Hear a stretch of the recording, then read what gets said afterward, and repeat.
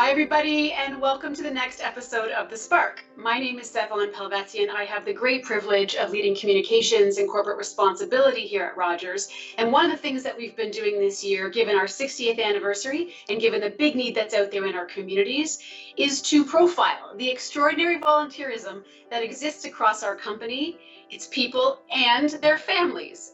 So today's story includes Salim Dharsee. He is a customer service specialist with our team in Burnaby, and he's joined by his 13-year-old daughter, who is just taking a short-term break from school today, and his wife, Rabina. And they're going to tell us about a very special story about how they paint rocks to help raise funds for premature babies at a hospital that has a very special connection to this special 13-year-old. So welcome to The Spark. When the team brought this forward and shared some of what this effort is, it melted my heart right away.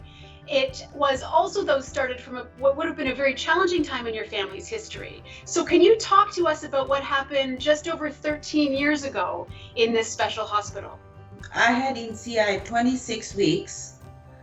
She weighed 1 pound, 6 ounces. It's very difficult for our parents to go through this, and it's also hard for other parents to relate what you go through, because for you to deliver a premature baby, it's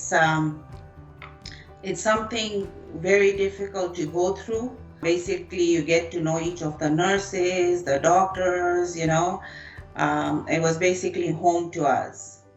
And then fast forward to this beautiful young woman sitting in front of us today, who is thriving and healthy and doing beyond well. And there is this backdrop of COVID. And the public health officials in British Columbia, in particular, I think Dr. Bonnie Henry, has a specific phrase. Why don't you tell me what the phrase is and how that phrase has made its way to the work that you're doing as a volunteer? So I heard the soothing voice of Dr. Bonnie Henry saying, "Be kind, be calm, and be safe." I love this saying. I wrote it down on a sticky note and I put it on my laptop. I really kept looking at it, and I decided to pass this message to the community by painting it on the rocks. You sell these rocks, and the funds goes towards something called the Zaki Hug to help families. Can you tell us a little bit about what the Zaki Hug is? So Dr. Yamil Jackson, who delivered a baby, when her son was in the hospital, she took a rubber glove, a garden yellow rubber glove, and stuffed it, slept with it, brought it to the hospital, and kept it with her son, Zaki. The nurses noticed that he slept better. The monitors beeped less for him than anybody else. When she came home, they requested a few to be made. She made some, brought it to the hospital. After 3 years, she designed the Zaki Hug.